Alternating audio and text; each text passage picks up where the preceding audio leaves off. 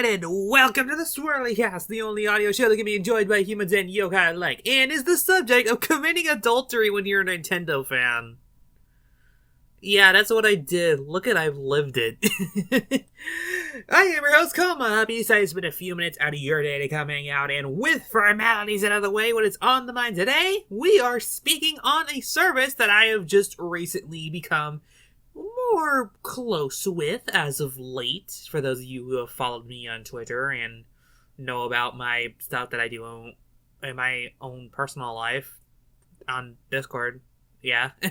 We're going to be talking about now Xbox Game Pass. So let me give you a bit of background. I'm talking about this under the perspective that I have an Xbox One. And it's been pretty sweet so far. I probably would make an entire episode dedicated to just it. But we're focusing on Game Pass alone. And why it's legitimately one of the best subscription models that I've ever seen from a console. Like, seriously, if gaming has to go completely digital, I would rather they do it how Xbox Game Pass does it. So let's go ahead and give it a little bit of a background, just in case people are unfamiliar with the service, because I imagine that a lot of my viewers are Nintendo fans, and they're coming to this like, wait, what is this Microsoft? I had to perform my duties as a Nintendo fan to hate the Xbox One unconditionally. So let's go ahead and breathe a little bit of life.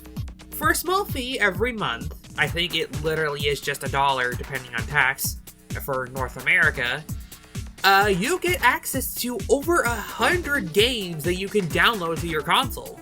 Sounds good, too good to be true, right? Well, it actually isn't. It's 100% true, and there are big budget games that you would actually want to play on this thing. It isn't like, say, the Ouya or whatever kind of like micro consoles that are just built only to play mobile games. No, these are pure games that you would actually want to play, and there actually are some Microsoft exclusives on this service, and a lot of indie games as well.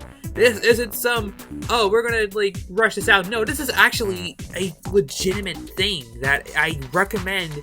Even if you don't have an Xbox, and you just have a PC, I would still recommend that you get this. So let's go ahead and quickly run through some of the games that I personally tried, and I actually recommend that a lot of you guys play as well. Keep in mind, I'm only going off base of first impressions for all of these games right here. I have not finished any of them, so if you're expecting me to give a full comprehensive review for all of these games, that'll have to wait for their own dedicated episodes. A lot of these are going to get their own dedicated episodes. I just wanted to bring them all into a vacuum so that we can discuss Game Pass as a whole. We cool? Alright, let's get started with New Super Lucky's Tale. Yeah, I know a lot of people were kind of just like, oh, this game is just kind of mediocre, but no.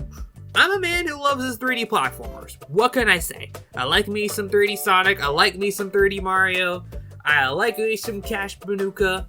You show me a 3D platformer that's cute and charming and all that stuff, I'm immediately gonna fawn over it. I have enjoyed my time so far in this New Super Lucky's Tale. It's actually a re-release of the original, just called Super Lucky's Tale. It isn't an Xbox exclusive anymore, because the original was, but New Super is now on Switch, so if you want to play it there, that's totally a valid option, but I played it on Xbox, and I think it runs the best on there, you know, obviously aside from PC, if it's even on there, I'm not too sure, but, you know. And another game that I have actually recently become more than acquainted with is Subnautica. This game is an experience all on its own. Subnautica is a game that I have wanted to try for a long, long time, ever since seeing a lot of friends get into it. It just looked like a pretty fun survival game, and you have to... And when I first tried it out, like, the atmosphere of the game alone just really sucked me in, and granted, of course, it's very hard. Like, oh my god, this game is difficult and it's brutal. But if you can get past that, and you like open world survival games, Subnautica is a game that I feel like a lot of people could get into, and get into relatively easily. Granted, of course, it does have a lot of nuance, and you gotta work around a lot of that if you want to truly enjoy the game. But as it stands, like, if you're willing to go through it, it's definitely well worth the time. I love my time so far in Subnautica, and it actually wouldn't be a game that I'd be alright with revisiting on the show in the near future.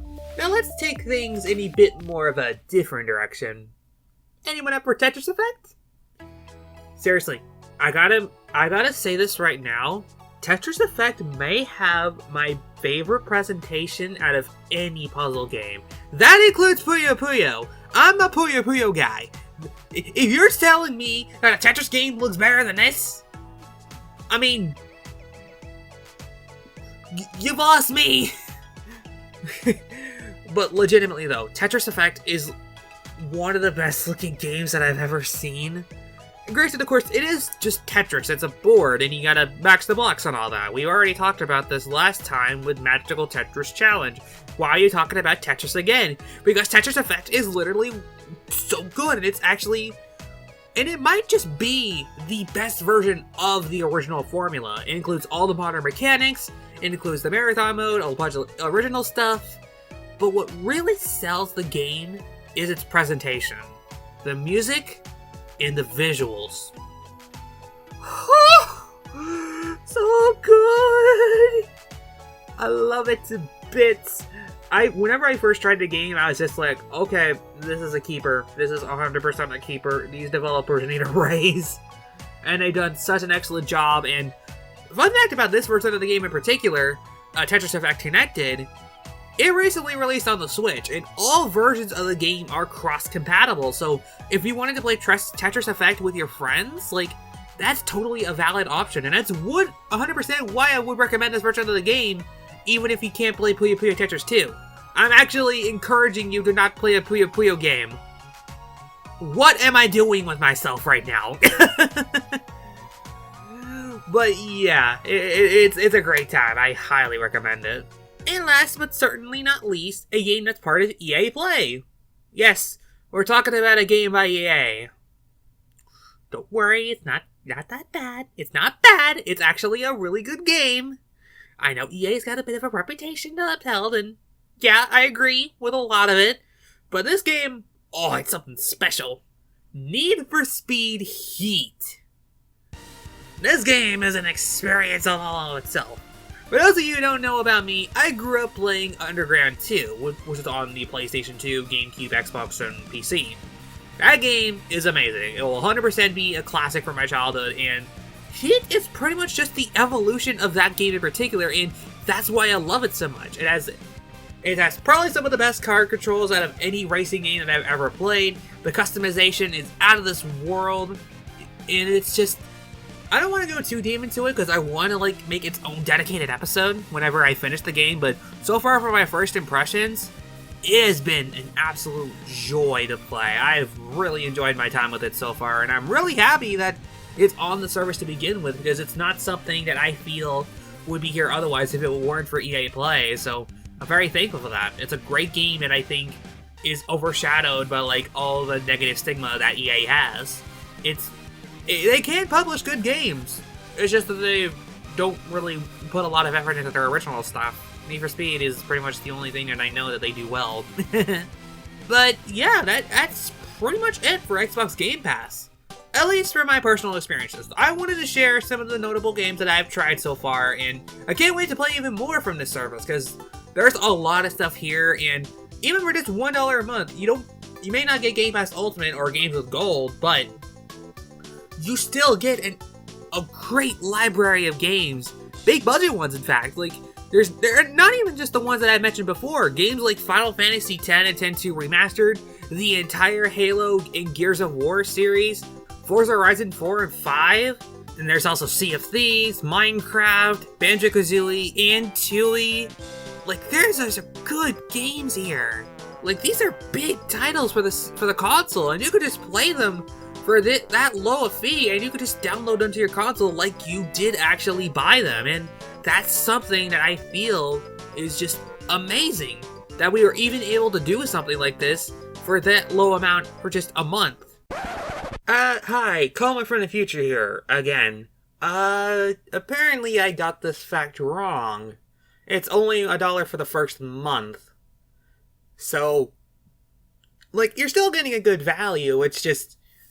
It isn't as good as I thought it was going to be. I thought it was a little too good to be true. Want to curb that factoid before I get people in the comment section telling me that it's wrong.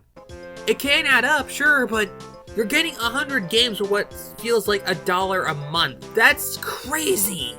And new games are being constantly added to the service as well. Granted, of course, there are additions and removals. They can pretty much decide what they want to add or remove at their will, which is kind of bogus, but, you know, it's $1 for over 100 games. Can you really get that mad at them? I don't think so. But I think I've pretty much said my piece on why I think Game Pass is actually a very worthwhile investment. You get a lot of great games from a lot of different publishers and just a great value altogether. I highly recommend it even if you don't have an Xbox. It's truly just one of the best subscription models that you can have.